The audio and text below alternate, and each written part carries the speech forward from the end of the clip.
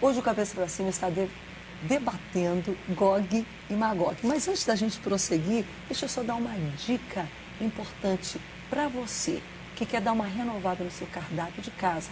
Que tal incluir o pescado na sua alimentação? Isso mesmo, peixe, a gente só quer comer carne. Ora, além de fazer bem para a saúde, é muito gostoso. Fresco, congelado, seco, enlatado. O pescado é sempre uma ótima opção para nós brasileiros, que temos uma sorte muito grande. Costa de mar gigante, muitos rios. Temos uma variedade enorme de peixes muito gostosos e também para todos os bolsos. Já que estamos na Semana do Peixe, Pesca, que é promovida pelo Ministério da Pesca e Agricultura e também pelo Ministério da Saúde, é uma ótima oportunidade, uma dica para todos nós incluir. E para você que está em casa também, para você e sua família comerem peixe. Então não esqueça, o pescado é um prato cheio de saúde e de sabor. Por isso, coma regularmente para viver bem e viver com saúde. Combinado? Tá aí, comer mais peixe. A gente come, aliás, os judeus, não sei, eles comem mais peixe, mais carne, não, pastor? O peixe tem uma vantagem muito grande, porque, por exemplo, a carne tem que ser abatida de maneira especial. Tem um açougue, né, especial para carne caché. O peixe já é você pode comer, sendo de escama e barbatando, você pode comer o peixe tranquilo, não tem problema, não tem toda essa lei que há com relação à carne e com relação ao frango. Entendi. A gente tem que comprar carne e frango num açougue especial. Entendi. Não é só porque o abatimento é diferente. O peixe tem essa vantagem, o peixe pode comer. E o peixe deveria ser comido mais mesmo. Assim, é verdade, é melhor para a saúde. Deveria ser mais esporádico, né? Porque o peixe é muito melhor para a saúde, com certeza. Pastor, concorda, pastor? Concordo, não só concordo, mas creio que agora o Ministério da Pesca está dando ênfase, né, a uma nova política no sentido de ampliar a política de pesca no Brasil, porque nós temos... acho que são as duas coisas, é a política de pesca e a saúde. Há índices muito grandes. Então, estão juntando as duas coisas. Nós o Ministério da Saúde... temos 7.440 quilômetros de litoral. Uau. E os barcos... Temos o maior rio do mundo, tanto em volume de água quanto de comprimento. Os barcos estrangeiros vêm em nossas costas e pegam os nossos pescados. Exatamente, precisa de uma política de pesca para municiar os nossos pescadores. Então, até o fato de a gente consumir mais peixe vai incentivar e ajudar essa ordenação de situação. Não tem dúvida. Então, a dica para todos ligados com a gente. Vamos lá. Eu fiquei de voltar com o senhor. Muito bem. O pastor Marcos... Lembrando de falar sobre o primeiro Gog e Magog, já que de certo modo o pastor Marcos citou a questão do Gog e Magog do Apocalipse 20. É bom não confundir. Na verdade, o que está em voga é Gog e Magog do capítulo 38 e 39 de Apocalipse, de Ezequiel. Ah, tá.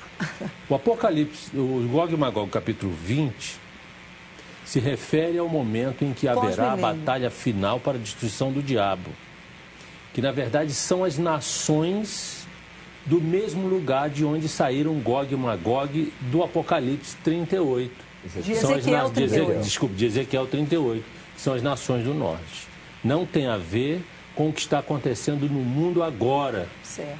Agora, segundo o texto, Gog está fazendo alianças com Togarma, com Gomer, com Cush, com Put, com os persas. Quem são estes povos? Isso é humano, é geográfico ou é espiritual? É geográfico e literal. O problema nosso, pela influência romana na interpretação dos textos, são que textos que ainda naquela época não se processaram na história, eram tidos como alegóricos, como apenas espirituais. Não fazia nenhum sentido então, e hoje fazem todo sentido. Eu vou ler só um texto aqui, olha, em Ezequiel 38, versículo 12. Diz assim, primeiro diz assim, no versículo 11, e dirás, subirei contra a terra das aldeias sem muros, virei contra os que estão em repouso, os que vivem seguros, que habitam todos sem muros e não têm ferrolhos nas portas. Isso a fim de tomares o despojo, arrebatares a presa e levantares a mão contra as terras desertas que se acham habitadas e contra o povo que se congregou dentre as nações. o qual tem gado e bens e habita no meio da terra. Quem habita no meio da terra? Israel. Israel se recongregou entre os povos. Acho que essa é a maior característica aí. Voltou para Israel. A preliminar do capítulo 38 de Ezequiel são os capítulos 36 e 37, que fala a respeito do êxodo inverso de que os judeus fizeram quando saíram de vários pontos da terra e voltaram para Eretz Israel. A partir daí, se criou as condições necessárias para o cumprimento da profecia de Ezequiel 38 e 39. Gog, o líder dos povos que estão no norte. Norte de quem? De Jerusalém. Jerusalém sempre é o marco zero geográfico para a profecia bíblica. Quando fala ao Oriente, é ao Oriente de Jerusalém. Então não é necessariamente o norte, não. Por exemplo, a gente pensa no norte logo o norte da Europa, o norte da Ásia. É o norte de Jerusalém. Quais são os povos que habitam ao norte de Jerusalém? A Rússia. Gog, príncipe de Ros, Meseque e Tubal. 3 cidades hoje na Rússia. Ros, essa cidade originalmente... Rússia. Ros, a evolução do nome Rússia. Meseque, a evolução do nome Moscou. Tubal, Tobolsk, uma das cidades produtoras de gás e petróleo do norte da antiga União Soviética. O líder da Rússia é Gog. Se nós observarmos a política externa do primeiro-ministro atual e ex-presidente Vladimir Putin, a partir do ano 2000, nós vamos ver que este homem se lançou a fazer aliança com os persas, que até 1935 o nome do Irã era a Pérsia, e aqui está a Pérsia. Hoje, Irã, só no tempo de Reza Parlev foi mudado. A Rússia tem um acordo com o Irã de proteção. Quem entrar na guerra contra o Irã dá direito à Rússia de entrar na guerra contra quem entrou contra o Irã. Há uma aliança muito íntima entre a Rússia e o Irã, a Rússia e a Etiópia, a Rússia e países citados na profecia através de apoios e alianças político e militar. As armas da antiga União Soviética foram remanejadas para armar os países citados na profecia.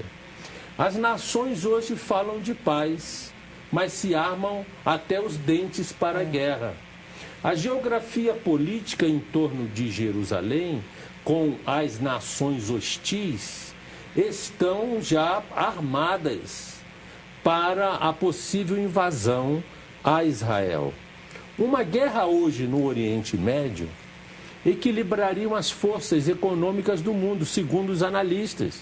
Seria a melhor coisa para os Estados Unidos, que estão falidos, para vender as suas armas, e seria muito bom para a União Europeia, que é o protótipo da besta que vem do mar, do grande império romano ressurgido, mas que hoje está em situação difícil do ponto de vista da manutenção do equilíbrio econômico-financeiro nas suas 27 nações, no bloco da União Europeia. Os Estados Unidos estão sofrendo e vão sofrer ainda mais com desastres ecológicos, climáticos, de maneira que nem os Estados Unidos vão poder socorrer Israel. O socorro a Israel virá das ações sobrenaturais de Deus, conforme diz Ezequiel 39, através de chuva de saraiva, de fogos, de meteoritos que cairão do céu. E hoje já existe o cometa Elenin, que está se alinhando entre a Terra, o Sol e o próprio cometa, que, segundo os estudiosos da astronomia e os geodésicos, esse alinhamento está provocando terremotos, problemas, sempre quando há o alinhamento.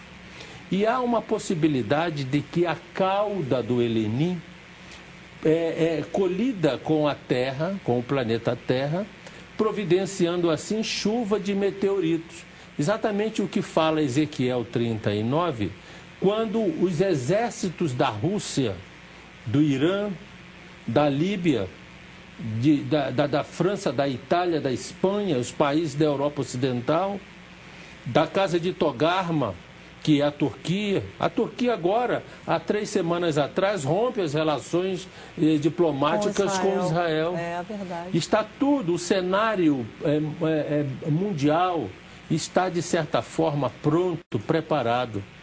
Eu fiz um estudo profundo a respeito disso, tenho visto tudo nos mapas, mostrando o cerco que está se processando do ponto de vista das relações diplomáticas do mundo de hoje. Isso aí é Agora, parte... Rebeca, deixa eu só fazer um adendo, o pastor está falando. O que acontece? Tudo isso dá início em 48, quando Israel vira uma nação. Essas alianças, elas já ocorriam, você já vai observar isso, por exemplo, na Guerra de Yom Kippur, o envolvimento já da Rússia com os países árabes. Verdade. Então, isso já está sendo trabalhado desde o momento que Israel virou uma nação. É muito interessante, porque se você observar de uma forma mais profunda, quem é o inimigo de Israel? O inimigo de Israel, ele aparece descarado no Gog e Magog do Apocalipse. Porque por trás dessas nações e desse ódio, a gente chama um ódio gratuito, que existe contra o povo judeu. Às vezes a pessoa nem se dá conta de por que odeia tanto, mas odeia. E às vezes você perguntar, qual é o ódio que você tem? Por que você odeia tanto o povo judeu? Algumas pessoas não sabem nem por que odeiam. É uma coisa muito de origem maligna e espiritual. O verdadeiro inimigo de Israel, que está por trás da guerra da independência, da guerra dos 6 dias, além de outros fatores, porque alguns ditadores árabes encontraram uma forma de se elevarem, de se exaltarem através da oposição com relação a Israel e de outros fatores, como o pastor Edinaldo falou, fatores também financeiros, ou seja, algumas nações se beneficiam das guerras. Mas existe um fator espiritual. O grande inimigo de Israel é Hassatã, é o diabo, é as forças malignas. Por quê? Porque Israel é através de Israel que o Eterno vai causar toda a restauração da terra e cumprir o plano dele divino. Qual é o grande plano do Eterno? É preciso a gente compreender esse lado espiritual. Com a vinda do Messias Yeshua, a sua primeira e segunda vinda. É transformar essa terra, tão conturbada, né, hoje em dia desequilibrada, como o pastor Edinaldo explicou, numa morada para o Eterno. A gente vive no que se chama, no judaísmo é conhecido como o mundo inferior, o Olam Hazé, esse mundo que nós vivemos. E o final, a solução final que vai ocorrer é transformar esse mundo numa morada para o Eterno. Como nas 3 guerras, independência, Guerra dos 6 dias e Yom Kippur, nas 3 houveram uma ação sobrenatural. Houve o mérito do exército de Israel, o mérito de toda a estratégia, os estrategistas. Mas eles têm filmes, Yom Kippur tem um filme óbvio, que é tremendo. É inegável a ação sobrenatural. Gog e Magog, como o pastor Edinaldo explicou, vai haver realmente uma ação ainda mais sobrenatural. Vai ser muito mais eventos sobrenaturais do que a própria ação do exército de Israel. Ou seja, vai ser um ataque muito forte, muito bem planejado, e o Eterno vai agir mostrando de fato e anulando assim, um paradigma que algumas pessoas usam, aqueles que são contra, são antissemitas, até uma teologia antissemita, que fala que hoje a nação de Israel é uma coisa, não é nada profético, é só físico. Não, é profético. 48 cumpre o que Ezequiel 37 fala, do Vale dos Ossos Secos, há um progresso até Israel ser restaurado plenamente. E começa com uma nação. Então, 48, o estabelecimento do Estado de Israel é um evento profético e espiritual. Isso aí eu concordo. Nós temos que intervalo, pastor. Eu voto com o senhor, não, eu prometo. Agora, quando vai acontecer esse evento? Já que, de alguma forma, começamos a entender que há os 2, mas o que realmente está em pauta hoje é o primeiro. E quando? Voltamos já, claro. Cabeça pra cima.